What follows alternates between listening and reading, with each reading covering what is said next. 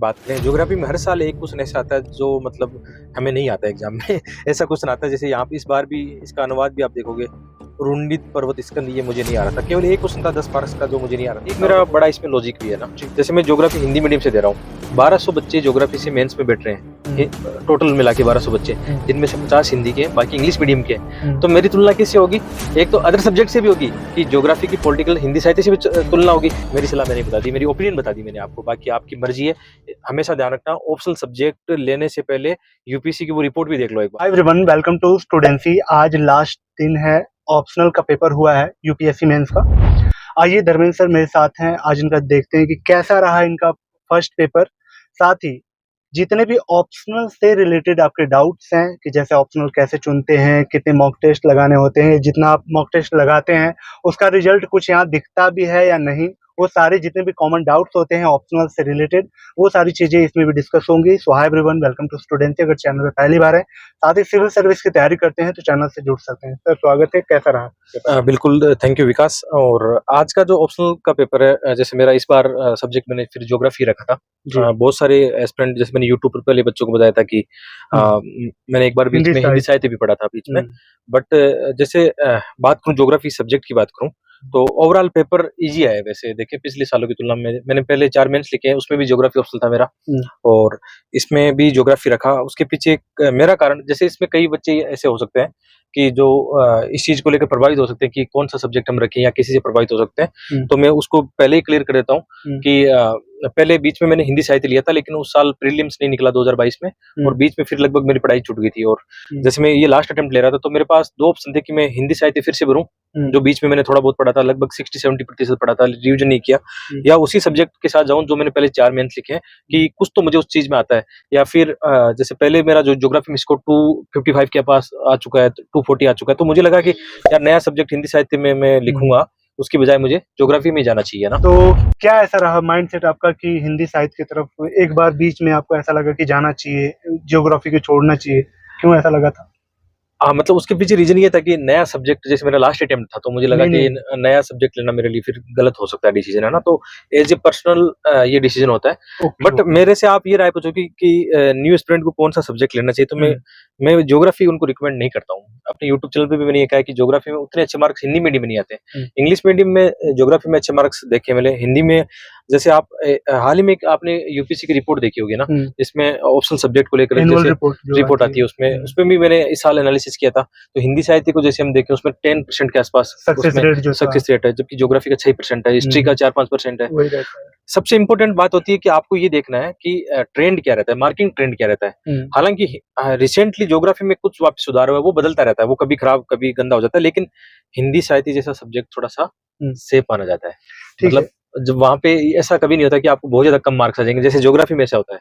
Okay, आपने बोला कि ज्योग्राफी के लिए आपने थोड़ा मना किया, जो न्यू है अगर ना ही ले तो ठीक है, बट इसमें ये कि अपनी मुझे ये लगता है कि किसी से प्रभावित नहीं होगी, अपना लेना चाहिए, क्योंकि ज्योग्राफी में कुछ लोगों के अच्छे मार्क्स आए, ऐसी बात नहीं है आए, लेकिन फिर भी जैसे ज्यादा लगेगा उसके बिल्कुल जो सेफ रहना चाहता है ना कि यार मुझे एक सेफ गेम खेलना है, एटलीस्ट मेरे बहुत कम तो नहीं आए, है ना, तो सेफ हिंदी साहित्य बेस्ट है। क्योंकि इसमें करंट भी तो जोड़ना, एक मेरा बड़ा इसमें लॉजिक भी है ना, जैसे मैं ज्योग्राफी हिंदी मीडियम से दे रहा हूँ, 1200 बच्चे ज्योग्राफी से मेंस में बैठ रहे हैं, टोटल मिला के 1200 बच्चे, जिनमें से 50 हिंदी के, बाकी इंग्लिश मीडियम के।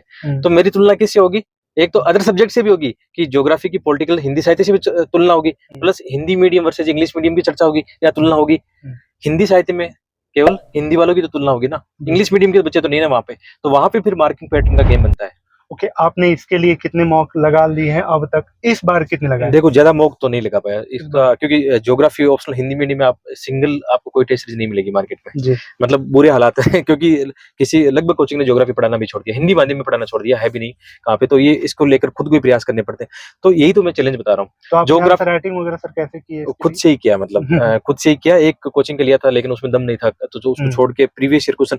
अच्छा, मैं इसमें एक चीज बता सकता हूँ कि किसी को ज्योग्राफी ऑप्शनल रखना हो तो पहली प्राथमिकता एक बात ध्यान रखना, हिंदी मीडियम में कंटेंट का एक बड़ा इशू आने वाला है। किसी भी कोचिंग से आप प्रभावित होते हैं, जैसे अभी हिंदी की ट्रेडिशनल जो कोचिंग है, किसी का भी कंटेंट एग्जाम के हिसाब से ठीक नहीं है, तो एक तो सबसे बड़ा चैलेंज आने वाला है, ज्योग्राफी लेते हो तो कंटेंट का चैलेंज आने वाला है। दूसरा आंसर राइटिंग का चले जाएगा, कोई भी आपको टेस्ट सीरीज नहीं मिलेगी हिंदी मीडियम में, तो ये चीजें सोच लेना, मतलब इसलिए लोग ज्योग्राफी से बचते हैं, क्योंकि यार फिर मार्किंग पैटर्न वगैरह कितना खराब जाता है।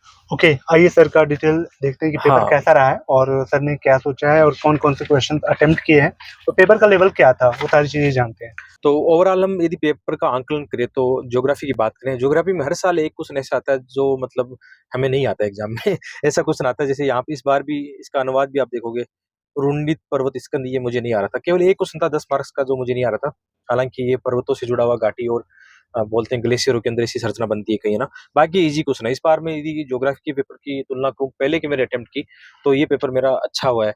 पहले जैसे जीएस ज्योग्राफी फेस्ट में मेरा स्कोर 112-13 एक बार आया है, बाकी कम ही स्कोर रहा है। जी ज्योग्राफी 2 में मेरा स्कोर अच्छा रहा है, 140 144 आए, लेकिन ज्योग्राफी फेस्ट की वजह से ही हमेशा स्कोर इसमें डाउन होता था।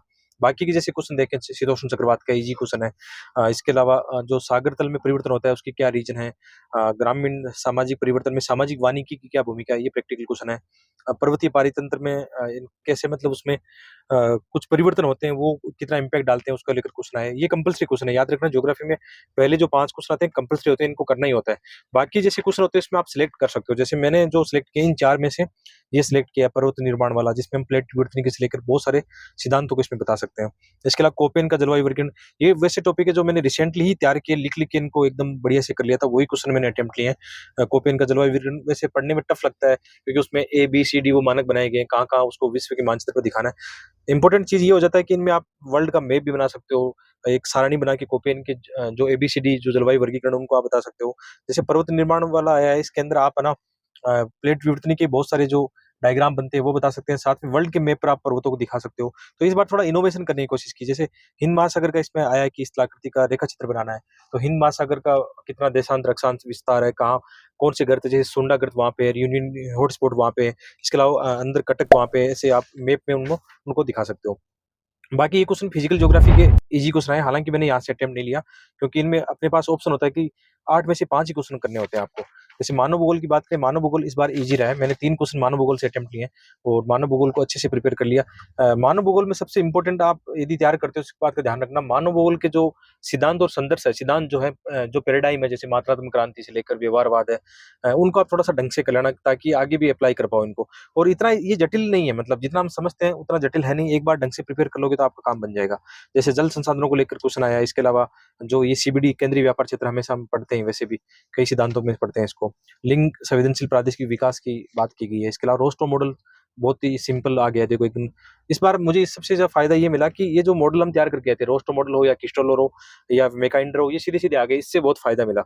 बहुत अच्छे से प्रिपेयर करके आया था। पहले के मेरे अटेम्प्ट की बात करूँ तो मुझे इन इन मॉडल्स के बारे में ढंग से पता नहीं था, क्योंकि जहाँ जैसे ट्रेडिशनल रूप से मैंने भी ज्योग्राफी कोचिंग की थी, उन लोगों ने ये किया था, मतलब फिजिकल ज्योग्राफी अच्छा पढ़ाया, मानव भूगोल को छोड़ दिया। तो ये एक नुकसान होता है। इस बार मैंने कोई टॉपिक नहीं छोड़ा है। मैंने कोशिश की कि इन ढाई महीनों में जितना मुझे वक़्त मिला मैं अपने इस बार जो नोट्स है, जितने भी नोट्स उनको रिवाइज़ कर पाऊँ, डायग्राम को प्रैक्टिस कर पाऊँ। हालाँकि फिर भी मतलब मुझे फीलिंग यही आती है कि यार जो बिगिनर है ना, बिगिनर को मतलब ज्योग्राफी सब्जेक्ट जैसे सब्जेक्ट से बचना चाहिए। उसके बहुत बड़े रीज़न मैंने आपको बता दिए हैं कि सिलेबस बहुत लेंथी है। इसकी तुलना में हिंदी साहित्य बहुत ही छोटा सिलेबस है। कई लोग हो सकता है ये बात भी बोले कि सर आपने खुद लोगों को हिंदी साहित्य के लिए बोला, आप ज्योग्राफी ले रहे हो, तो मैंने अब बता दिया मेरा रीज़न। बड़ा रीज़न बता दिया कि मेरे पास टाइम नहीं था। मैं बच्चों को पढ़ाता हूँ यूट्यूब पे, आप जानते हो, लाइव क्लासेस भी मेरी चलती है, तो मेरे पास इतना वक़्त था कि मैं कम समय में तैयार कर पाऊँ, तो ज्योग्राफी मेरे लिए मतलब सही था, मेरे लिए सही था। आपको भी लगता है कि ज्योग्राफी आपके लिए सही है, तो वो सब्जेक्ट लेना, आपके लिए हिस्ट्री सही है, पॉलिटी सही है, तो आप वो सब्जेक्ट लेना। बाकी यदि जैसे मेरा कोई छोटा भाई, मैं आज उसको सलाह दूँ कि यार तुझे यूपीएससी की तैयारी करनी है, तो तू हिंदी साहित्य ले, मैं उसको ज़बरदस्ती हिंदी साहित्य दिलाऊँगा, क्योंकि कंपैरेटिव बहुत ही छोटा सिलेबस है, कम समय में तैयार कर सकते हैं, ईज़ी होता है, मार्किंग पैटर्न सेफ होता है, ऐसा नहीं होता कि ज्योग्राफी की तरह 190-200 आ गए। मैंने एक बार पहले भी आपको बताया कि मेरे ऐसे 5 या 10 दोस्त हैं कम से कम, जिन्होंने ज्योग्राफी छोड़ के हिंदी साहित्य लिया था, उनका सबका सिलेक्शन हुआ है, ठीक है?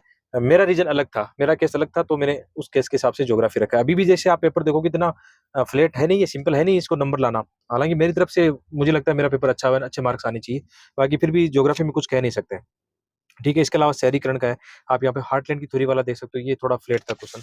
मैंने 3 क्वेश्चन इनमें से अटेम्प्ट लिए हैं, ठीक है? जैसे यहाँ वीटिल्सी का भी आप कृषि प्रादेशिकरण देखते हैं, बहुत सिंपल है यहाँ पे।